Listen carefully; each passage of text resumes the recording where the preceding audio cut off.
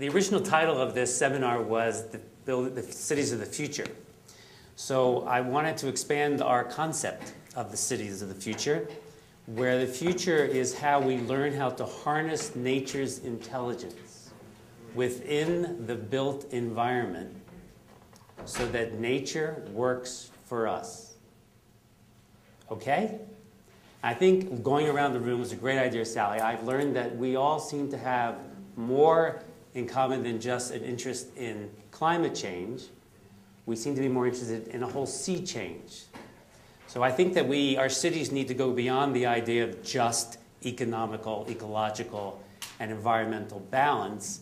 We need to address other requirements that really makes that city someplace that we all really are searching for, what the future should be. And that is a city that has no crime, that has no poverty, that we create health, we don't create misfortune. We raise the educational outcomes. Our schools become centers of coherence. I realize schools and coherence you've probably never heard in the same sentence. And also, is it possible that our cities of the future could make us more creative, more successful? And could it bring us good fortune and maybe even enhance spiritual fulfillment? Then I think we would actually have a healthy city. Also, I've been thinking about this. I think the future has to happen a lot faster. Does everyone agree? And therefore, we need to build cities that promote our ability to change our minds, to let go, till we feel unrestricted in our potential so that we can create the future, where poison is this notion of there's nothing that we can do, where we live in the idea of all possibilities. Is that possible?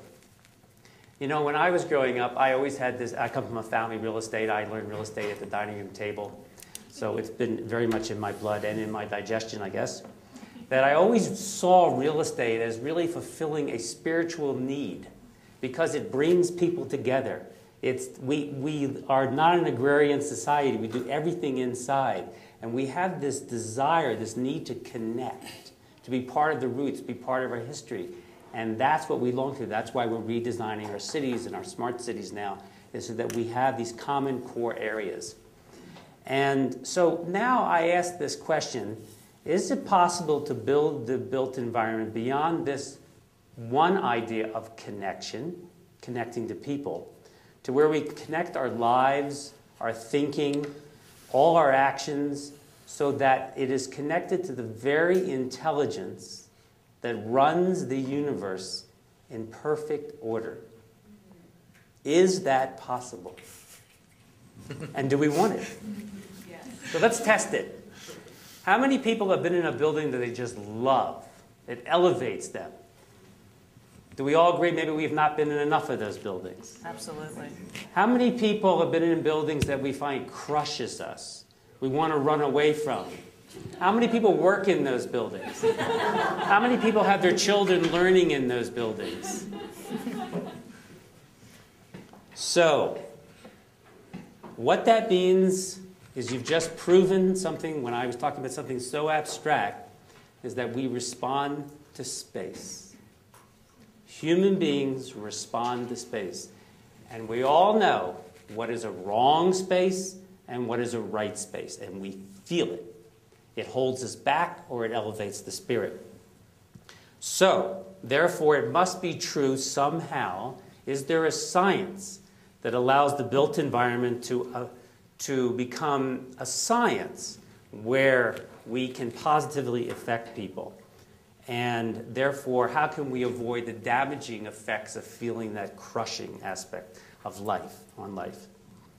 Now, many years ago, about 12 or 14 years ago, I was introduced to a new science of building called Vedic Architecture, or Vastu.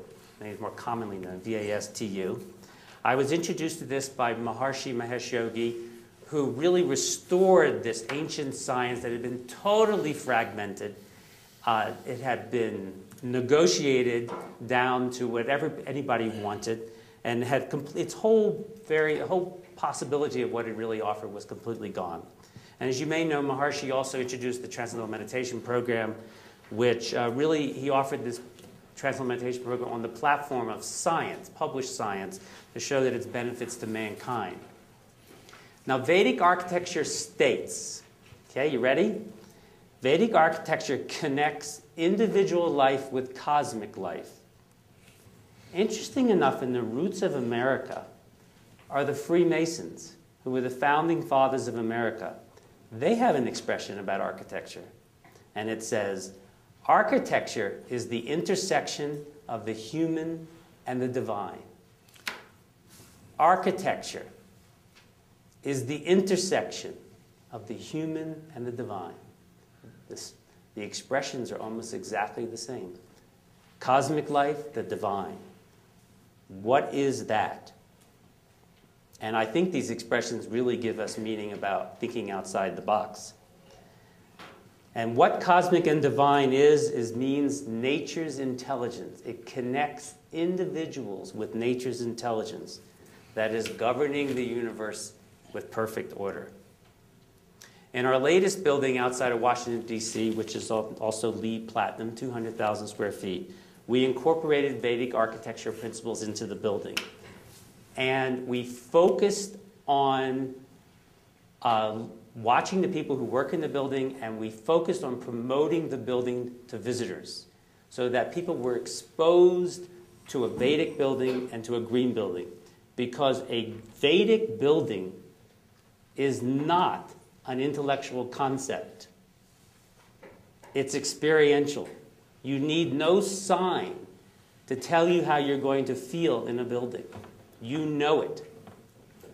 And what people reported, and our employees reported, and our visitors reported, I've sort of melted it all together, is people say they want to run to work.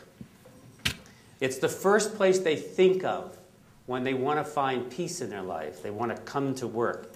How many people have ever had that experience?